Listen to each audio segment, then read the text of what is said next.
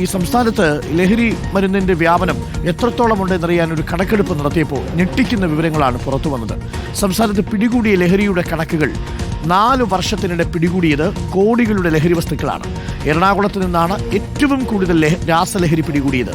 വിവിധ ലഹരി ബന്ധമുള്ള കേസുകളിൽ ദിവസവും പിടിയിലാകുന്നത് 200ഓളം പേരാണ്. അതായത് കേസുകളുടെ എണ്ണത്തിൽ വൻ വർധനയാണ്.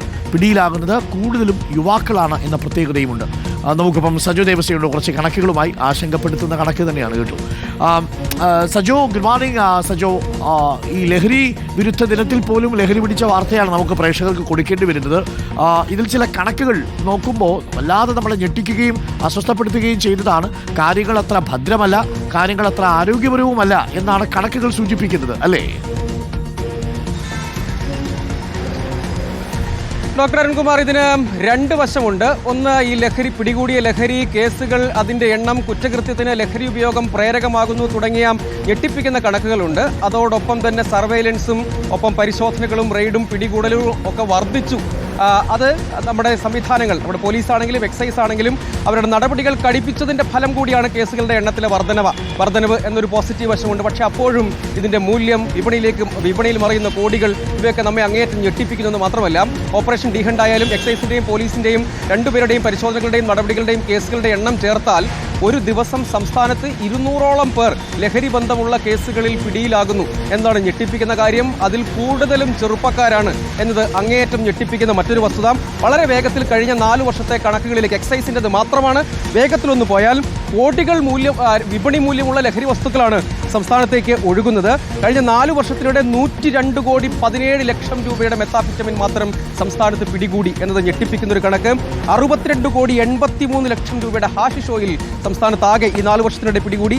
89 കോടി 49 ലക്ഷം രൂപയുടെ കഞ്ചാവ് പിടികൂടി. ഇത് സമീപകാലത്തെ, അതായത് ഏറ്റവും ഒടുവിൽ ഓപ്പറേഷൻ ഡി ഹണ്ടിന്റെ ഭാഗമായ കണക്കുകൾ ഉൾപ്പെടാതെയാണ് ഇത് എന്താണ് ഞെട്ടിപ്പിക്കുന്ന ഒരു കാര്യം. സംസ്ഥാനത്ത് ഏറ്റവും കൂടുതൽ രാസലഹരി പിടികൂടുന്നത് മെട്രോ നഗരമായ എറണാകുളത്താണ് എന്നതാണ് മറ്റൊരു പ്രധാനപ്പെട്ട കാര്യമായി എടുത്തു പറയേണ്ടത്. കഞ്ചാവ് ഏറ്റവും കൂടുതൽ പാലക്കാട് ജില്ലയിലാണ്. ഒപ്പം രാസലഹരിയുടെ വിപുലമായ ഒഴുക്കുണ്ട്. മറ്റൊന്ന്, എക്സൈസിന്റെയും പോലീസിന്റെയും വിവിധ റിപ്പോർട്ടുകൾ പരിശോധിച്ചാൽ മനസ്സിലാകുന്ന കാര്യം, സമീപകാലത്തുണ്ടായ വിവിധ അതിക്രമ കേസുകൾ, അക്രമ കേസുകൾ, കൊല എന്നിവ ഉൾപ്പെടെയുള്ള വിവിധ കേസുകൾ പരിശോധിച്ചാൽ പ്രതികൾ ലഹരി ഉപയോഗിക്കുകയും ഒക്കെ ചെയ്യുന്നവരാണ് എന്നാണ് ഞെട്ടിപ്പിക്കുന്ന കാര്യം. ഇതിൽ മറ്റൊരു പ്രധാനപ്പെട്ട കാര്യം, പിടിയിലാകുന്നവരിൽ ഭൂരിഭാഗവും ലഹരി ഉപയോഗിക്കുന്നവരോ ക്യാരിയർമാരോ ആണ് എന്നാണ്. അതായത് യഥാർത്ഥത്തിൽ ഈ നെറ്റ്വർക്കിന്റെ വേരറുക്കാൻ, അതിന്റെ ശൃംഖലയിലേക്ക് തന്നെ യഥാർത്ഥത്തിൽ കടന്നു കയറേണ്ടതുണ്ട്. സംസ്ഥാനത്തേക്ക് ഇത്ര വിപുലമായ തോതിൽ ലഹരി ഒഴുകുന്നു, ചെറുപ്പക്കാർ കൂടുതലും അതിന്റെ പിടിയിലാകുന്നു. അതിനും അപ്പുറത്തേക്ക് ഞെട്ടിക്കുന്ന കണക്കെന്നത് വിദ്യാർത്ഥികളെ കൂടി ഈ ലഹരി മാഫിയ സംഘങ്ങൾ ലക്ഷ്യമിടുന്നുണ്ട്. അത്തരം കേസുകളും റിപ്പോർട്ട് ചെയ്യപ്പെടുന്നു എന്നത് അങ്ങേയറ്റം ആശങ്കപ്പെടുത്തുന്ന പ്രധാനപ്പെട്ട കാര്യമായി തന്നെ എടുത്തു പറയണം. ഈ പരിശോധനകൾ വിപുലീകരിച്ചു. അത്തരം പരിശോധനകൾ വിപുലീകരിക്കുന്ന വേളയിൽ പിടിയിലാകുന്നവരുടെ എണ്ണം വർദ്ധിക്കുന്നു. സമീപകാലത്തെ കുറച്ചധികം കേസുകൾ മാത്രം പരിശോധിച്ചാൽ ലഹരി ബന്ധമുള്ള ക്രൈം, അതായത് അക്രമ സംഭവങ്ങൾ വ്യാപകമായി വർദ്ധിച്ചതായും കാണാം. ഡോക്ടർ അരുൺകുമാർ, തീർച്ചയായിട്ടും ബിനു പറയുന്നത് പോലെ പുതുതലമുറയെ കാർന്നു നിൽക്കുന്ന ക്യാൻസറാണ് ലഹരി.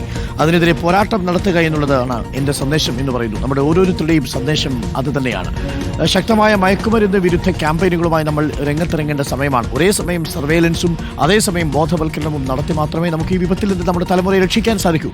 നമ്മൾ കരുതുന്നതിലും അധികമാണ് ഈ രാസലഹരിയുടെ വിഷപ്പല്ലികൾ നമ്മുടെ സമൂഹത്തിൽ ആഴ്ന്നിരിക്കുന്നത്.